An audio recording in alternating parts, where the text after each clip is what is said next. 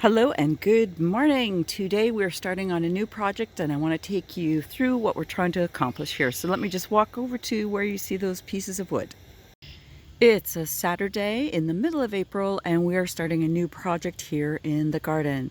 Today we are working on making vegetable garden beds. Many of you that have followed me know that I usually do all my gardening over at the side of the house, the vegetable gardening, and I never have much success. So this year we're trying a new approach and we're going to see how it works out. We managed to secure lumber, which is awesome, and get it cut into 6-foot long lengths. In retrospect, I might have done this a little bit smaller because most of the online articles suggest that you make it from 3 to 4 feet wide, but we figured this is what works with the dimensions we have here. But before we got into the project, I wanted to lay out the boards just to make sure that I was happy with my 6-foot by 6-foot squares. Could I reach in? Did it work with the grass that's already here? Could I still put the lawnmower around it? So this is what I've done. I've just laid out the boards, and then what we're going to do is we're going to take all of these boards and we're going to build them on top of that little deck over there where it's nice and square, and then we'll move them back out, level each one of them, and then fill them with dirt. I'll just come and show you the dirt pile too, so you have an idea of the scope of this project. So I'm over here in the front yard, and as you can see, I can't even actually make it out into my driveway because I have two giant piles filling our driveway. The one over here is filled with a triple mix that has extra manure in it so that it's a very rich soil to grow vegetables in it. And the one you're seeing right here is a beautiful cedar mulch. We'll use that throughout the garden to keep moisture in so that we're not spending oodles and oodles of money watering everything. And we typically buy a lot of cedar mulch every year. But this has to all be moved from the front yard into the backyard. And typically when we have a project like this, my son comes and helps us. But with social distancing right now, my husband and I are on my husband and I are totally on our own for this project. So you can see it goes right to the garage, all through the pathway, and then all the way down the driveway. It's going to be a pretty big job all in all. I've also picked up some bags of manure to supplement a couple of parts of the garden that I think need some extra nutrients. So I'm back here at the very end of the yard, and I wanted to just give you a view of how this looks. I wanted to see how this garden would work totally laid out and to see how we could function in the yard. One of the things that's important to my husband is having clear pathways. So I would love to put a nice little pot right in the middle here, but I know my husband just loves having the pathways nice and clear. I also tried to think about how the lawnmower could get into the lawn. At one point we were thinking of using all that mulch to actually make the pathways, but I think I'm just going to leave the grass there and leave it as is. You could see that you can still lie in the hammock and take it all in. You can go over to this nice little deck and sit there and enjoy it. Most of the online blogs and garden sites recommend that you use anywhere from a 6 to 12 inch board. We're using a 10-inch board. We were going to do 12, but that added an extra $10 per board, so we wanted to just reduce the cost a little bit, so we chose to do a 10-inch board. I'm actually sitting in the hammock right now, so you can see what it would look like from this angle. So I've tried to give you what this is going to look like from every angle. I'll try to grab it from the top of the deck, closer to the house, so you can just sort of see what it looks like from a distance. So here's from the deck where we would typically eat our dinner outside. So it's still going to look great, and it's still close enough that if you have a kitchen garden that's filled with beautiful vegetables and herbs, it's still going to be easy to get to. And for those who have been following along for a long time, the herb tower will still be in use this year. It'll just be supplemented with other areas in the garden where I'll grow herbs. And finally, we'll do a little bit of cleanup in the yard here, taking down these winter urns, and look at how we can just make this a nice little spring garden for now. Once the beds are assembled and they're filled with dirt, we will use seeds and transplants to fill these beautiful vegetable gardens. I am working with my local nursery to help them with their website. I'll be doing some testing just to make sure that everything works. They'll be doing curbside pickup, and it's really important right now, more than ever actually, people to support your local garden nurseries, because they are just filled with beautiful plants that they need home. So don't think that you can't do these little vegetable gardens. You just need to get on top of it because it's hard to get supplies right now. So we've set everything up here, and we've got the corner squares to make sure that everything is square, and we're using these little, are they step brackets? To secure the corners on the inside.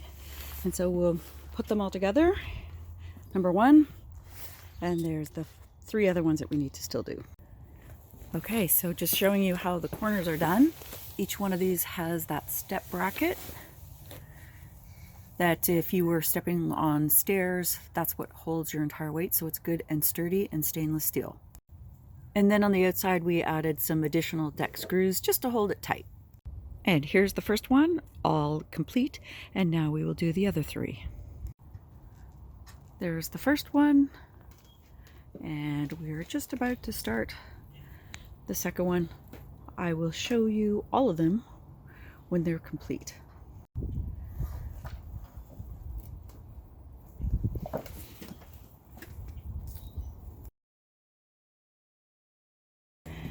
So we have just finished up all 4 squares.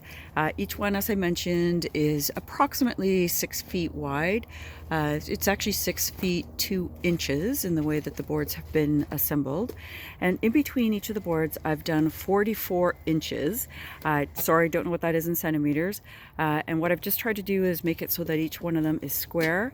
The 44 inches has to do with the size of our lawnmower, so that I can do 2 passes through here and not have to do a third. So we tried to think of all these things, and I'll just show you one little spot that I had to consider. So we've just finished assembling all 4 boards, and they're ready to be leveled and have the dirt added to them. I have put a 44-inch pathway in here, and that has to do with the size of our lawnmower, so it can go through 2 times. And then also this spot right here, that's 26 inches, so I wanted to make sure that my lawnmower could pass that area without it going sort of into the garden. So we're pretty happy with where we are right now.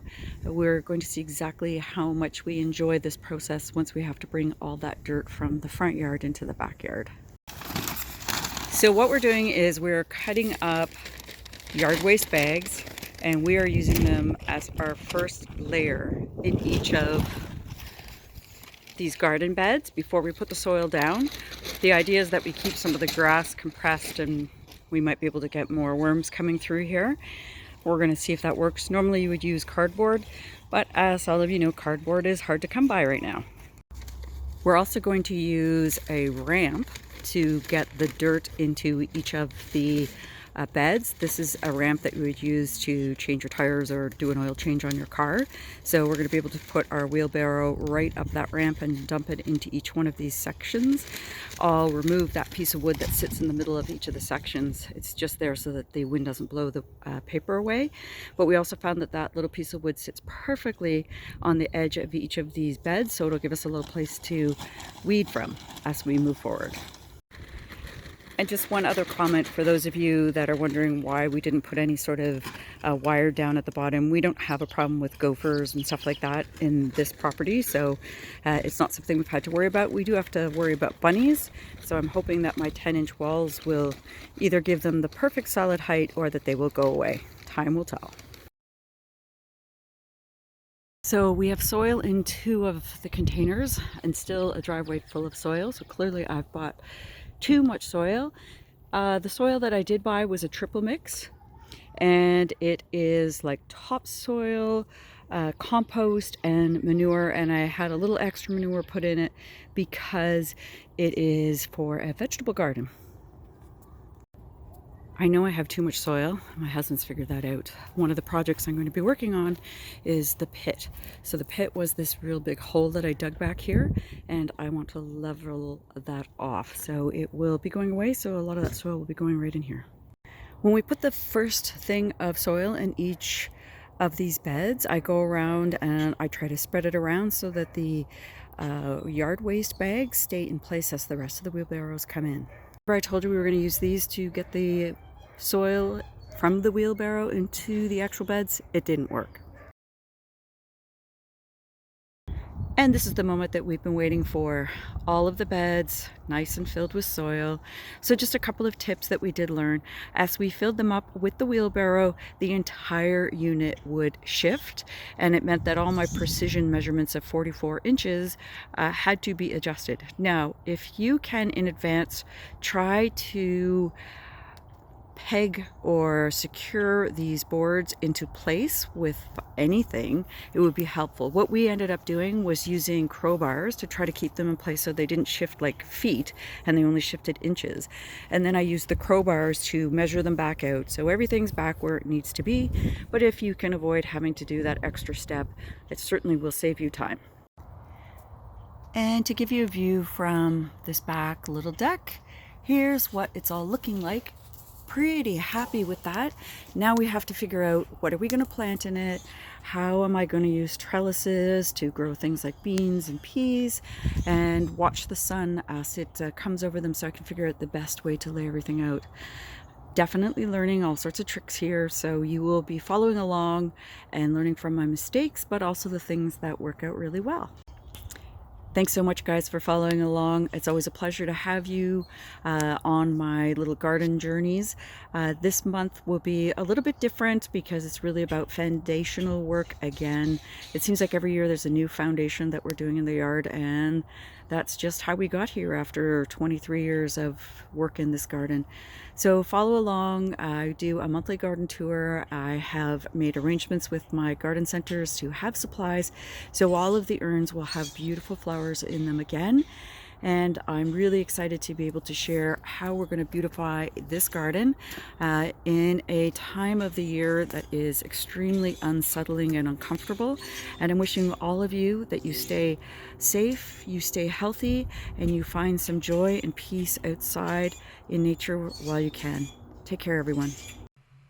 Be sure to hit that subscribe button and follow along. We'd love to have you for this wonderful journey as we adventure into homesteading and all different things that have to do with the beauty of food and nature and how it all comes together to build a beautiful, fulfilling life. Take care, everyone.